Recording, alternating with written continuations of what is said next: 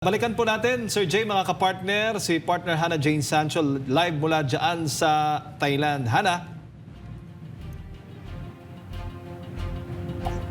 Jade, magandang gabi.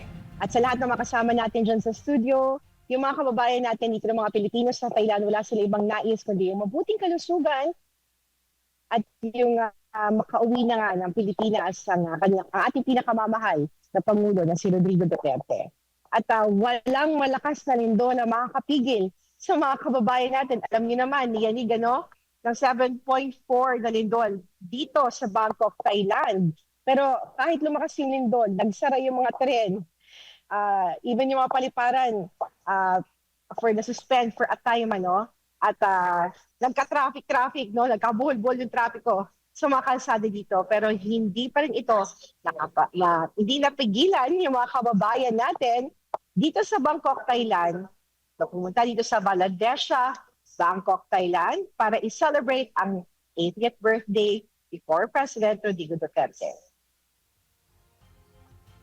Sa ang sulok man ng mundo, basta may Pilipino, nagkakaisa para ipagdiwang ang kaarawan ng isa sa pinakaminahal na Pangulo ng bansa, si Rodrigo Duterte. Isa sa mga nakiisa sa selebrasyon ay si Dominador Magari, isang guro sa isang public school sa Thailand sa loob ng 15 taon. Sa kabila ng kanyang matagal ng paninirahan sa ibang bansa, hindi pa rin matitinag ang kanyang suporta kay Pangulong Duterte. Kay tatay, ako bilang miyembro ng Indigenous People sa Mindanao, minsan ko sa kanya, tay, magpakatatag ka, wag kang alang-alang sa mga sambayan ng Pilipinong nagmamahal sa iyo at sumusuporta sa iyo. Ang aking panalangin at ang aking dalangin para sa iyo ay magpakatatag ka. Huwag kang sumutay hanggang sa laban na to, nasa likod mo kami. At alam namin tayo, darating ang panahon na mabigyan nito ng katarungan ang ginawa nilang kalapastangan sa iyo. Samantala, si Jeeb Otida, isang OFW sa Thailand na nagtatrabaho bilang Technical Support at Project Manager sa isang digital marketing company sa Bangkok, ay isa sa mga tumulong sa pag-organisa na nasabing pagtitipon para sa kanyang selebrasyon ay hindi lang simpleng paggunita sa kaarawan ni dating Pangulong Rodrigo Duterte, kundi isang pagpapakita ng pagkakaisa ng mga Pilipino saan man panig ng mundo. Narito ang kanyang mensahe para sa dating Pangulo. Tay, umuwi ka na. Gimingaw na ka na mo.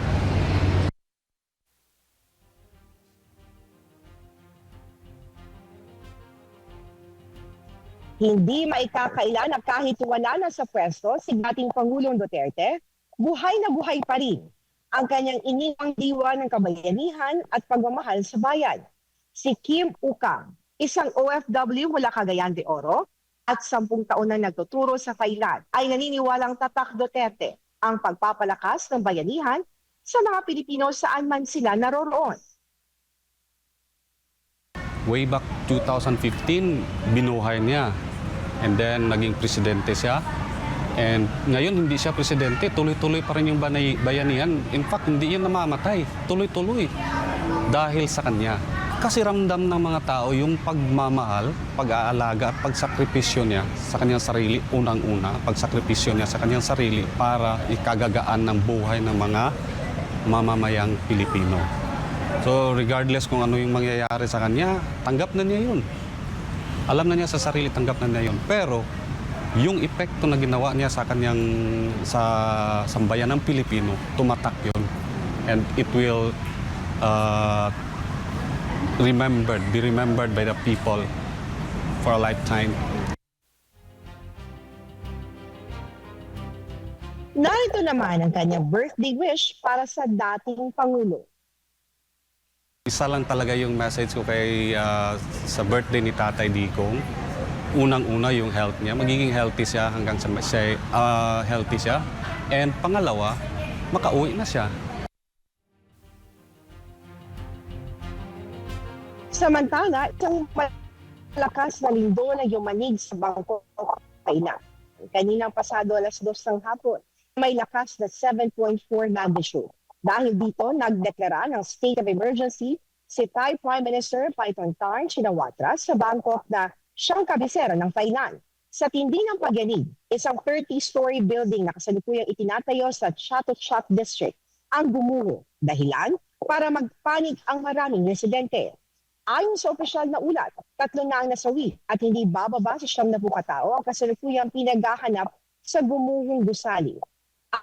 Ayon kay Defense Minister Kuntam Wechayachay, patuloy ang rescue operations upang mabilis na mailigtas ang mga natabunan na gumuhong isakura. Dahil sa lakas ng lindol, maraming bahagi ng Bangkok na wala ng kuryente, tubig at signal ng cellphone. Ilang oras din bago tuloy na ibalik ang mga pangunahing serbisyo. Matinding trapiko ang bumasa sa mga lansangan at bilang pag-iingat, agad na nagsara ng malls, restaurants at convenience store. Panawagan ng gobyerno ng Thailand sa publiko na maging kalmado at mapagmatsyag habang patuloy na ina-assess ang lawak ng pinsala. Ayon sa mga otoridad, nakatanggap sila ng hindi bababa sa 169 na tawag mula sa publiko na nag-ulat ng pinsala sa kanilang mga gusali. Sa ngayon, pansamantalang suspendidong operasyon ng paliparan at tren sa Bangkok habang tinitiyak ang kaligtasan ng mga infrastruktura. Jade, nakabalik na rin yung operasyon sa airport dito sa Bangkok. Pero yung train, so far ang alam natin, Saturday pa babalik ang kanilang operation. And nagpapatuloy din yung rescue operation at nakatutok din yung gobyerno ng Thailand para buhay nga na ma-rescue yung mga tao na natabunan dun sa rubble ng gumuho na kinoconstruct na building. At alam nyo, Sir Jason sa Ina, Jade, kina Master Judea, and of course kay Coach Oli, hindi kasi common dito sa Thailand na yung ganung kalakas sa pagyanig. So, I think 10 years ago pa na naranasan nila yung ganito talaga kalakas. And yung kanina, yung experience namin, kasama ko si Boss Dada, nagko-content siya at that time, habang yumayanig, yung lingering. Kasi alam mo sa Pilipinas, diba, yung malakas na shake and then tapos na. Dito kanina, experience namin, siguro sa loob ng 2 minutes, malakas siya and then lingering. And then, yun nga, kasi sa Myanmar yung malakas na paglindol and ilang hundred of kilometers lang yun dito sa Thailand. Kaya abot dito sa Bangkok ang malakas na pagyanig. Jade? Alright, maraming salamat. Hannah Jane Sancho, live mula dyan sa Bangkok, Thailand.